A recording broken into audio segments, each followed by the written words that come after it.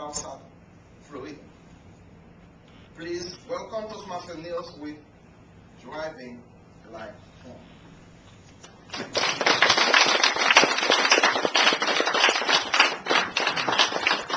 Thank you, Mr. Toastmaster. Olaf's driving on I-95. Mr. Toastmaster, hello Toastmaster, and most welcome guests. This summer I went to Germany to visit family.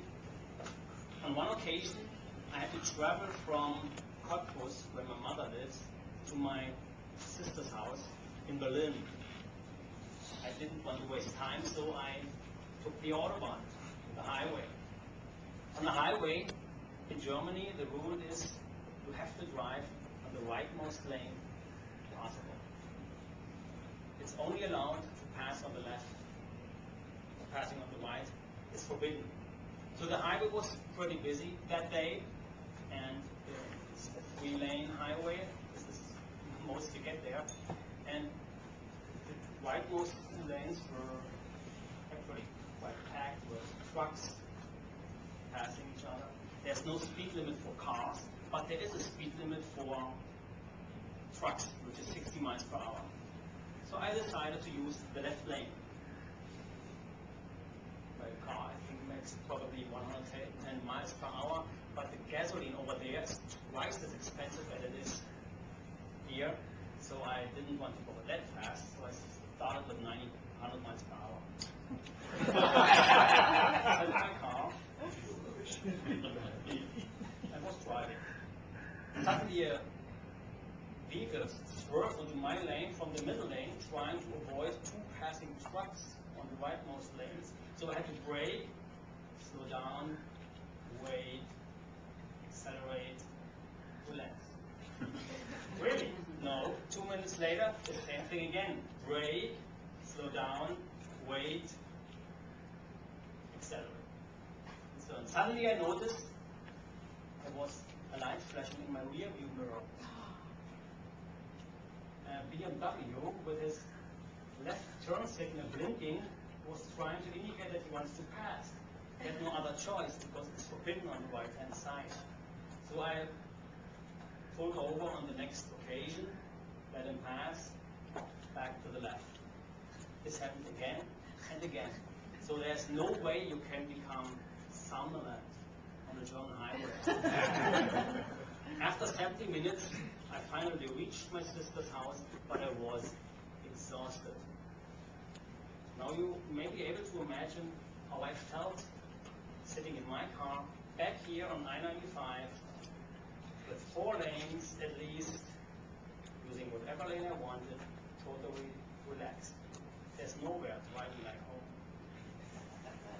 If driving fast or driving in a highly regulated traffic system can cause you stress, what about the opposite?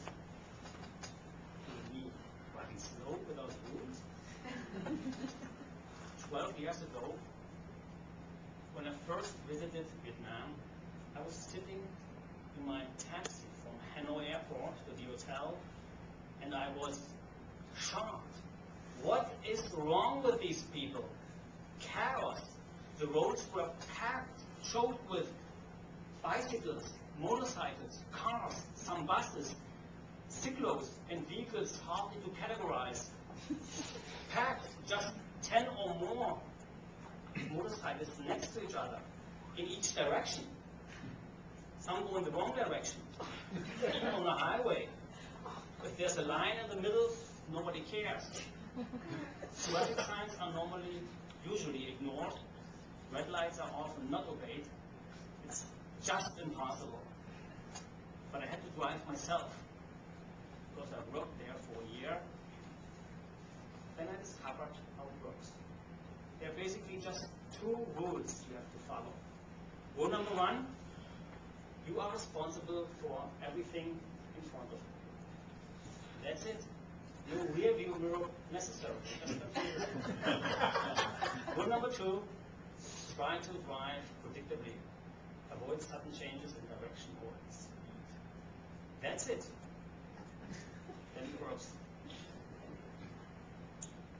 I made a test. I walked slowly,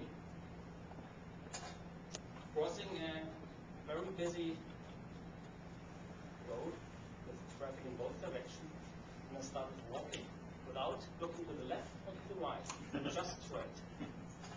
10 yards, 20 yards, 30 yards, and I reached the other side. It worked. Nothing happened. Nobody cared. I can tell you, driving in Hanoi traffic on a motorcycle takes 100% of your attention. You have to always be prepared to stop. You have to watch your phone, forget about logic or reasonable expectations. Just be prepared to stop at all times and watch your front. And every time when I had a short trip to Hanoi City, a couple of miles, I was exhausted. And you may now imagine how happy I am when driving here in my car in South Florida, where the traffic is nicely regulated, nicely organized, but still relaxed. Hello Toastmasters, please appreciate what you have. Appreciate your traffic here in South Florida and drive safely. Mr. Toastmaster.